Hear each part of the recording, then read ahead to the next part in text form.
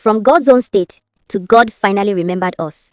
Welcome to the ultimate story of a state that has seen it all. If Nigeria were a classroom, Abia State spent 24 years sitting in the back, drawing on the desk, and failing every assignment, only to suddenly drink an energy drink in 2023 and start solving calculus. Grab your Abba-made popcorn, which is probably better than the original anyway, and let's dive into the history of the violence, the victories, and the votes of Abia State. Let's have it. In 1999, Nigeria returned to democracy, and Abia got Orji Zokalu. OUK was the king of street cred. He was the man who gave us Enyimba FC's glory days, the only time Abia was actually on the map for something other than potholes. But while Enyimba was winning CAF Champions League trophies, the state's infrastructure was playing in the relegation zone. OUK's governance was like a flashy dribbler who never actually scores a goal. He spent half his time fighting President Obasanjo and the other half building his own business empire. The Aba we know today started its swimming lessons during this era because the drainage systems were treated like myth and legend. Then came T.A. Orji. His administration was famous for one thing: liberation. He spent the first 4 years trying to liberate himself from OUK, his former boss. It was the ultimate political soap opera. T.A. Orji gave us the Legacy Project, which mostly consisted of an international conference center where people went to take photos and a government house that took forever to finish. In Umuahia, the capital, time literally stood still. If you left Umuahia in 2007 and came back in 2015, the only thing that had changed was that the grass on the road dividers was taller. Enter the scholar in governance, Dr. Ikpeazu. He came with a big vocabulary and even bigger promises. He talked about the 5 pillars of development, but the only pillar people saw was the pillar of dust on Forks Road. Aba became the underwater city. During the rainy season, you didn't need a car in Aba. You needed a submarine or a very prophetic canoe. The Osisioma flyover became a national monument, not because it was great, but because it took 7 years to build a bridge that isn't even as long as a standard football pitch. Talk about the legendary center table interview. This was the moment that solidified former Governor Ikpeazu's place in the Violence Hall of Fame. During a live radio session on Magic FM Aba, the governor was asked why the Osisioma flyover, which had been under construction since 2017, was taking so long to finish. Instead of a technical breakdown, he gave Abians a premium verbal bass boss that went viral instantly. Let's have it. Flyover, Basarum. Abunu Gramoe. Aboma Gaga Sam Garea. Oh, here now, set a table book, flyover. Unu Gramoe, Lam Kiravim, Slam Gero, Lam Litra, design here. The most famous line was when he told the interviewer that those complaining about the delay probably didn't even own cars. He asked, what business do those walking have with the flyover? Are they going to climb it on foot? He famously claimed that Abians didn't ask him to build it in the first place. He said, I am the one that woke up, designed my thing, brought white people, and asked them to build it for me. He basically treated a multi-billion naira state project like a DIY home renovation. He insisted he was paying the contractors according to his income and that people should stop bothering him about it. Before it was completed, the unfinished structure sat at the Osisioma junction for so many years that Aba residents began to mockingly call it a center table or a decorated roundabout. Ikpeazu actually referenced this in the interview, saying it had finally stretched beyond a center table into a real bridge.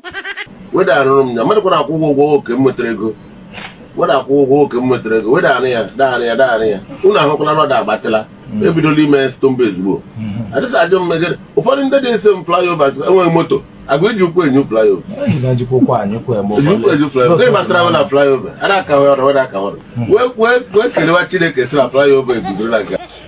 In May 2023, the small giant of Abia Finance, Alex Otti, grabbed the steering wheel, and suddenly the manual governance of Abia went full automatic. He started clearing the refuse they left. The refuse they left in Abia State, and looted all the resources in the state.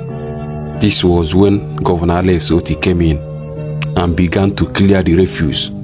This refuse we are seeing is in the middle of Express. Wicked leaders, you know, go better for these people. This was the major road then. But everything, everywhere has been reconstructed. For decades, Port Harcourt Road was a place where cars went to die. It was a 6.7-kilometer stretch of tears and broken axles. Successive governors would flag it off, take a photo, and the road would flag itself back onto its original state of decay. Otti brought in Julius Berger. Yes, the real one, not the above version. And today, Port Harcourt Road is a 6-lane masterpiece with drainage that actually drains. President Tinubu himself had to come and commission it, probably wondering if he was still in Nigeria. This is stuff of movies. The Omenuko Bridge was built in 1955. For 70 years, it was a narrow wooden plank death trap. People lost their lives, their goods, and their hope on that bridge. Politicians used Omenuko as a campaign biscuit. They would promise to fix it, win the election, and then forget the road to Abam. In February 2026, Otti officially commissioned the brand new modern Omenuko Bridge. The jinx wasn't just broken, it was shattered into pieces. Oh, Ohanku Road used to be the forbidden forest of Aba.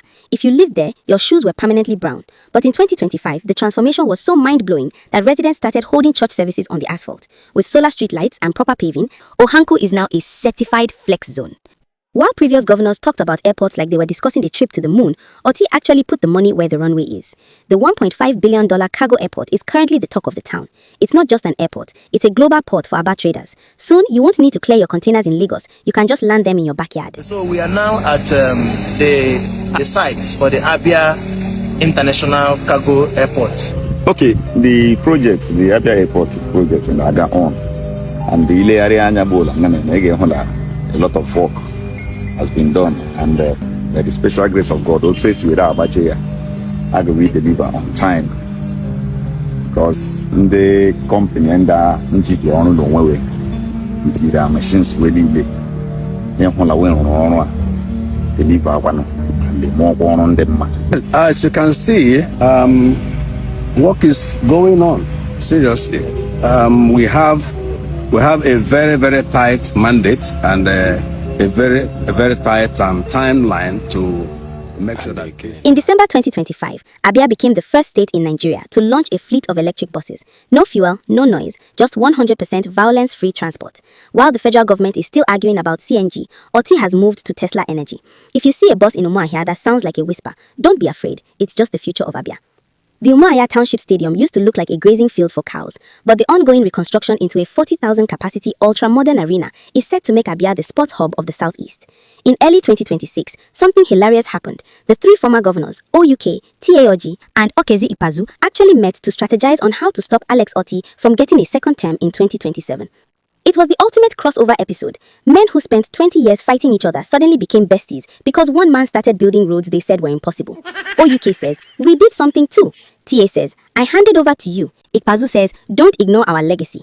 Abian say, which legacy? The potholes or the unpaid salaries? The beef is real, but the asphalt is realer. The more they meet in the team, the more Otti commissions another bridge. It's a classic case of performance is the best reply to propaganda. Abia State is no longer the backbencher of Nigeria. From the Omenuko Bridge to the electric buses, the state is proving that leadership isn't about how long you stay in power, but how much work you put into the power. The dark ages were long, the liberation was a lie, and the kinetic was stagnant. But today, God's own state finally looks like God actually owns the title deeds. Whether you are in Aba or Umuahia, one thing is clear, the jinx is broken. You know if you compare now and before, see what in this man they talk, they say flyover battery. Abunu gramo.